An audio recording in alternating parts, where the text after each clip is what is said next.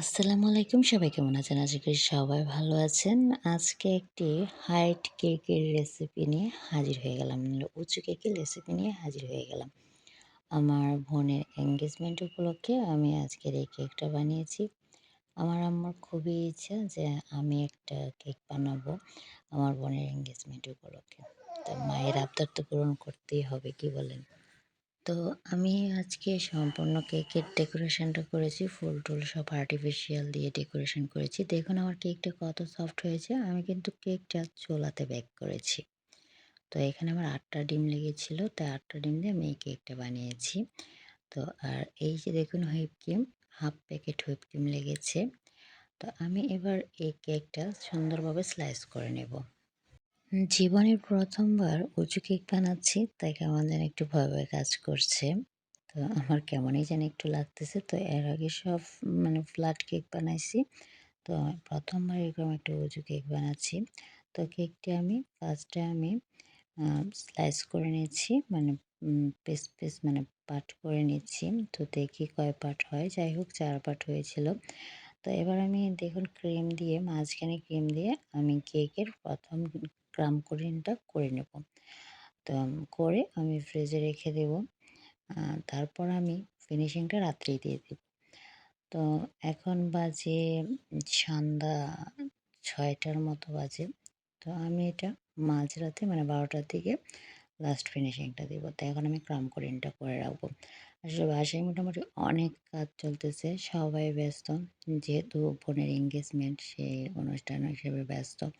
তো আমার কেমন ভয়, ভয় লাগতেছিল। যেহেতু একটা অনুষ্ঠান হিসেবে আমি কেকটা বানাবো, অনেকেই খাবে, মেহমানরা খাবে। তো আমি বিসমিল্লাহ বলে কাজটা শুরু করেছিলাম। তো আমার কেমন একটা ভয়, ভয় লাগছিল। সবাই সাহস দিচ্ছিল যে, "সমস্যা নেই, পারবা, ভালো হবে।" তো আমার তবে কিন্তু এটা ফিনিশিং দিতে গিয়ে, ক্রিম দিয়ে ফিনিশিং দিতে গিয়ে আমার একবারেই ১২ টা বেজে গেছিল। খুবই কষ্ট হচ্ছিল। এদিক দিয়ে আবার ছেলেটা ঘুমিয়ে আছে। ছেলেটার জন্য টেনশন হচ্ছে যে কখন ও উঠে যায়। তো ওঠার আগে, আগে আমি শেষ করতে পারবো কিনা এই চিন্তা হচ্ছে। উঁচু কেক ফিনিশিং দেওয়া যে এত কষ্টের তা আমার জানা ছিল না। তো এই যে দেখুন আমি ফিনিশিং দিচ্ছি। তো আমার ভাইয়ের বউকে বললাম, "ক্যামেরাটা ধরো।" তো সে ক্যামেরা ধরছে, সে ভিডিও করতেছে আর আমি এই যে দেখুন ফিনিশিংটা দিচ্ছি। তো আল্লাহর রহমতে আমার ফিনিশিংটা খুব তাড়াতাড়ি হয়ে গিয়েছিল। তবে আমার কেক বানাতে আসলে অনেক ভালো লাগে। যতই কষ্ট হোক না কেন, কেমন একটা ভালোবাসা কাজ করে এই কেক বানানোর মাঝে। তো অনেকে হয়তোবা ভাবে যে আমার খুব কষ্ট হচ্ছে, সেজন্য বিরক্ত হয়ে যায়। কিন্তু না, আমার খুব ভালো লাগে। কথায় আছে না, কিছু, কিছু কষ্টের মাঝে নাকি অনেক সুখ পাওয়া যায়। তো এইটা হলো সেইরকম আরকি অবস্থা। তো প্রায় আমার ফিনিশিংটা দেওয়া শেষের দিকে হয়ে এসেছে। তে ভালোভাবে ফিনিশিংটা দেওয়া হয়ে যাচ্ছে। তো নিচা কেকের ইয়াতে যতটা সময় লাগে, হার্ড কেকে ঠিক আমার ততটা সময় লাগে নাই।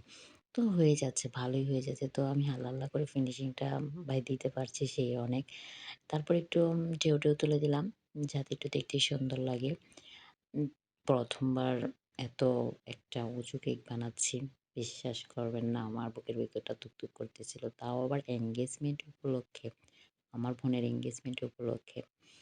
তারপরে এই যে এখানে আমি উপরে কিছু গ্লিটার দিয়ে দিলাম ছিটিয়ে।